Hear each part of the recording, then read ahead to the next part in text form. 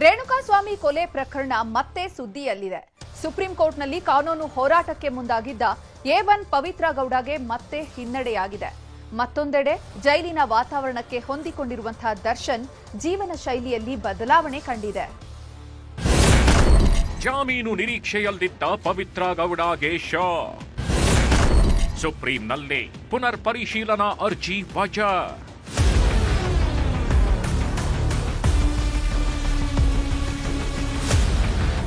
ಪವಿತ್ರ ಗೌಡ ಚಿತ್ರದುರ್ಗದ ರೇಣುಕಾಸ್ವಾಮಿ ಕೊಲೆಯ ಎ1 ಆರೋಪಿ.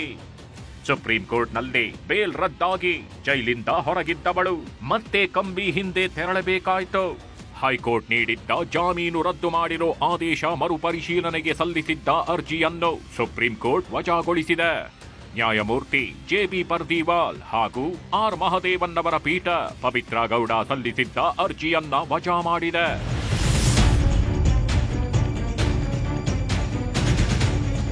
ಈ ಹಿಂದೆ ಹೈಕೋರ್ಟ್ ನೀಡಿದ್ದ ಜಾಮೀನು ರದ್ದು ಮಾಡಿದ ತೀರ್ಪನ್ನೇ ಸುಪ್ರೀಂ ಕೋರ್ಟ್ ಬಹಿರಂಗವಾಗಿ ದೃಢಪಡಿಸಿದೆ. ಸೂಕ್ಷ್ಮವಾಗಿ ಪರಿಶೀಲಿಸಿದ್ದೇವೆ, ಮತ್ತೊಮ್ಮೆ ಪರಿಶೀಲನೆ ನಡೆಸಿ ಆದೇಶ ಮಾಡೋ ಅಗತ್ಯವಿಲ್ಲ ಎಂದು ಪೀಠ ಅಭಿಪ್ರಾಯಪಟ್ಟಿದೆ. ಆಧ್ಯಾತ್ಮದ ಮೊರೆ ಹೋಗಿದ್ದಾರಂತೆ ನಟ ದರ್ಶನ್. ನಿತ್ಯ ಪೂಜೆ ಮಾಡಿ ಕುಂಕುಮ ಗಿಟ್ಟುಕೊಳ್ತಿರೋ ದಾಸ. ಐಷಾರಾಮಿ ಜೀವನ ನಡೆಸುತ್ತಿದ್ದ ಚಕ್ರವರ್ತಿ ಪರಪ್ಪನ ಅಗ್ರಹಾರದಲ್ಲಿ ಸಂಕಷ್ಟ ಅನುಭವಿಸುತ್ತಿದ್ದಾರೆ. ಜೈಲಿನಲ್ಲಿ ನಟ ದರ್ಶನ್ ಆಧ್ಯಾತ್ಮಿಕತೆಗೆ ಹೆಚ್ಚಿನ ಒಲವು ತೋರಿಸಿದ್ದಾರಂತೆ. ಶಕ್ತಿ ದೇವಿಯ ಮೊರೆ ಹೋಗಿರೋ ಕಾಟೇರ ಇದೀಗ ಹೆಚ್ಚು ಕೂಲಾಗಿರ್ತಾರಂತೆ. ದರ್ಶನ್ ಬ್ಯಾರಾಕ್ ಪಕ್ಕದಲ್ಲೇ ಚಾಮುಂಡಿ ದೇವಿಯ ಫೋಟೋಗಿಟ್ಟಿದ್ದು ಪ್ರತಿದಿನ ಬೆಳಗ್ಗೆ ವಾಕಿಂಗ್ಗೆ ಬಂದಾಗ ನಮಸ್ಕರಿಸ್ತಾರಂತೆ. ಕೋರ್ಟ್ನಿಂದ ಕನಿಷ್ಠ ಸೌಲಭ್ಯಕ್ಕಾಗಿ ಸಾಕಷ್ಟು ಪ್ರಯತ್ನಗಳು ನಡೆದಿದ್ದು ಈಗ ದರ್ಶನ್ ಕ್ವಾರಂಟೈನ್ ಸೆಲ್ನ ವಾತಾವರಣಕ್ಕೆ ಹೊಂದಿಕೊಂಡಿದ್ದಾರಂತೆ. ಸಿಬ್ಬಂದಿಗಳ ಪ್ರಕಾರ ಅವರ ನಡವಳಿಕೆಯಲ್ಲಿ ಬದಲಾವಣೆ ಕಂಡಿದೆ ಎನ್ನಲಾಗಿದೆ.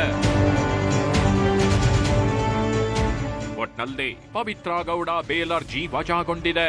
ಇನ್ನೊಂದೆಡೆ ದರ್ಶನ್ ಜೀವನದ ಶೈಲಿ ಹೊಸ ಹಾದಿಯತ್ತ ಬದಲಾಗಿದ್ದು ಮುಂದಿನ ದಿನಗಳಲ್ಲಿ ಏನೆಲ್ಲ ಬೆಳವಣಿಗೆ ಆಗತ್ತೆ ನೋಡಬೇಕಿದೆ. Gangadhara ವಾಗಟ, crime bureau, news 18.